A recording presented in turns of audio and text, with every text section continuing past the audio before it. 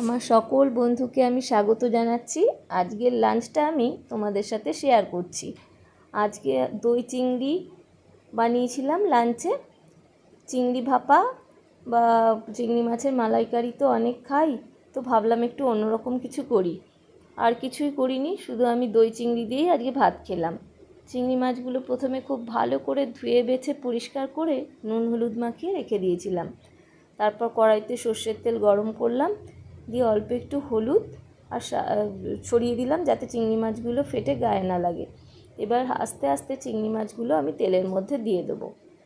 চিংড়ি মাছ কিন্তু খুব বেশি ভাজবেন না, ভাজলে শক্ত হয়ে যাবে, সেই জন্য একটু হালকা এপিট ওপিট করে ভেজে নেব।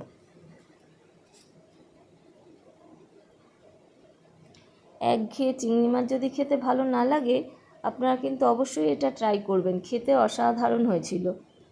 এবার চিংড়ি মাছগুলো আমি একটু উল্টে পাল্টে হালকা ভেজে নিলাম।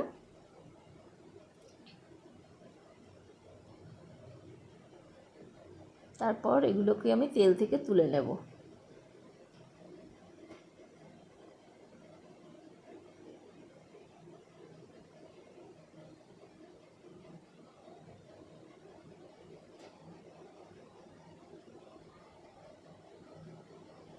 আর ওই তেলের মধ্যেই আমি দুটো এলাচ ভেঙে ফোড়ন দিলাম।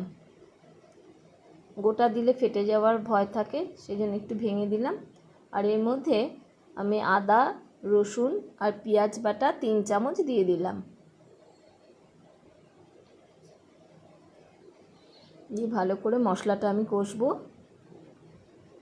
আর একটা বাটির মধ্যে জিরের গুঁড়ো, ধনের গুঁড়ো, কাশ্মীরি লঙ্কার গুঁড়ো, সামান্য একটু সর্ষের তেল আর একটু শুকনো লঙ্কার গুঁড়ো দিয়ে আমি ভালো করে একটু পেস্টের মতো করে নিয়েছিলাম।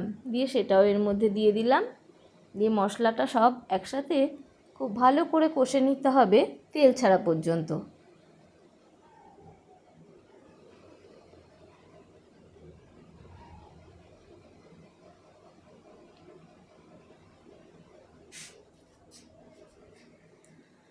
এবারে একটু আমি সামান্য চিনি দিলাম। চিংড়ি মাছ তো একটু মিষ্টি না দিলে ভালো লাগবে না, যেহেতু এতে টক দই পড়বে, সেই জন্য টেস্টটা ব্যালেন্সের জন্য একটু চিনি দিলাম। দিয়ে মশলাটা খুব ভালো করে কষে নিয়ে ভেজে রাখা চিংড়ি মাছগুলো এর মধ্যে আমি আস্তে আস্তে দিয়ে দেব।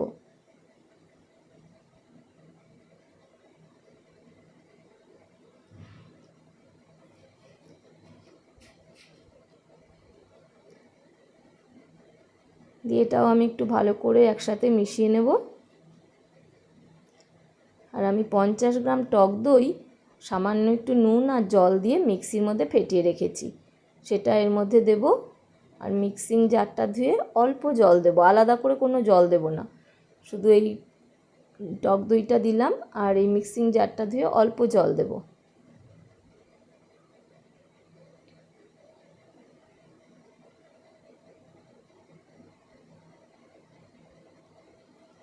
দিয়ে ভালো করে মিশিয়ে নিয়ে আমি স্বাদ মতো নুন দেব।